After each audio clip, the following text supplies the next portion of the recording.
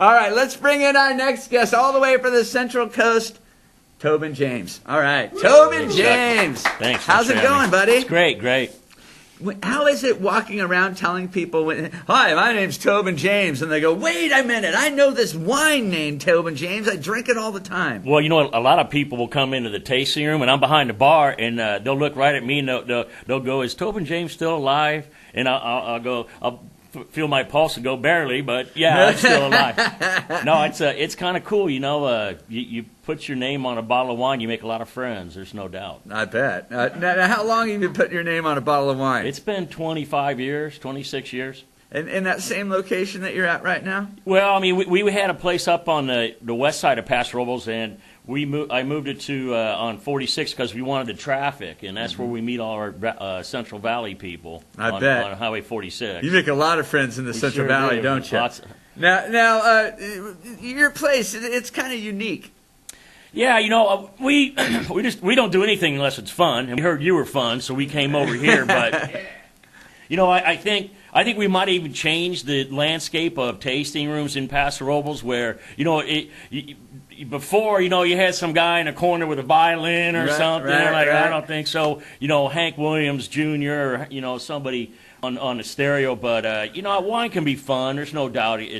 I tell people there's this many wine drinkers, this many are snobs. We'll go for these guys down here, and because it's changed. Clayton Briggs is in the house today, and I go, that's Tobin James, and he said, yeah. I go, how old are you? He said 20. I go, give it 10 years, and you'll appreciate Tobin James. Yeah, we don't do any advertising. We just kind of word of mouth, and that's how we've grown. Just people telling their friends how much fun we are. Yeah. Of course, the wines are very tasty, and they're very tasty. And how did you get into making wine? Well, my brother had a vineyard since I was 8 years old, and I grew up driving tractors and growing grapes, and I said, well, try the next step, and that's winemaking. And there's a whole big story in the middle of that's pretty interesting. But I'm here, I'm listening. What's the story? So I met Gary Eberly almost 40 years ago, and I asked if I could come out to Paso Robles and just work for a crush, just like an intern. And they ended up hiring me there. And then one day, this is the best part is I was at Eberly, and a guy drove up with 6 tons of grapes that another vineyard refused to take. They said, we don't want them, they're no good. And so he came to us because I knew him, vineyard manager, and he goes, I'll give you these grapes, just get them out of the truck. And Gary Eberly didn't want them, so he says, go ahead and make wine out of it. And he shouldn't have done that because now I'm right across the street from him. But it was a wonderful story. And the vineyard manager driving a truck, I'm married to his daughter now. Oh, so I bet you are. Now, what kind of grapes were those the first time? Zinfandel. And to this day, we still hang our hat on Zinfandel. Even though I brought a Syrah and a blend, but we still hang our hat on Zinfandel. Talk about the wines that you brought today. Well, tell them what you told me this morning. Okay, how a lot of people they'll say, well, it has cherry flavors or whatever. I just say this is John Wayne and this is Clint Eastwood right here, man. this wine doesn't care if you like it or not. John Wayne doesn't back up, and this wine doesn't back up either. And this one's just kind of a sassy gunslinger, and tall. Yeah. So those are my boys. These are 2 of the hottest wines we have right now, and I think people in the audience have already had some of them, so it's they're well known. But they're kind of hot right now. Our Fat Boy's hot. There's just some of the wines are really on fire. I've always loved your reds. What is it that you do to your reds that make them it's almost like Tobin James has this distinct flavor in their wines. Is it the barrels? What is it? Well, making wine is you have recipes, and if it works one year, you want to keep using the same recipes, which might be the same vineyards, and you pick them at the same bricks level, the sugar levels, and use the same yeast. But every year, our wines get better and better because we can tweak them a little bit. It's like Grandma gives you a best recipe. Well, it works, but maybe you can tweak it a little bit. But we usually pick our grapes at a certain ripeness. You know how a banana is kind of green, yellow, brown? Right. How it does that move, And we kind of get it in between yellow and brown, right in between there, and it gives it a lot of flavor. And Our wines aren't for the mild manner. There's usually some heavy duty wines. You get your money's worth. The content. And if you don't like the wine, I'll probably clean your windows real good too.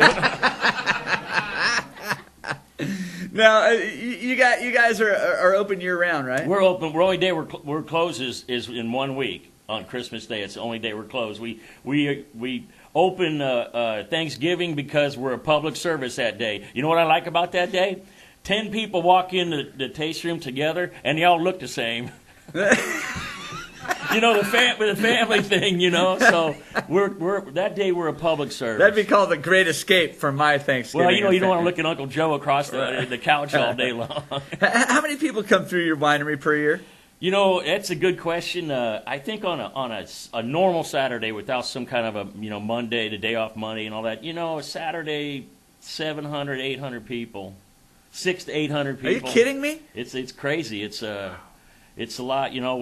Even on a Monday or Tuesday, the taste room is basically all the bars are kind of full, but it's not like mayhem like on Saturdays.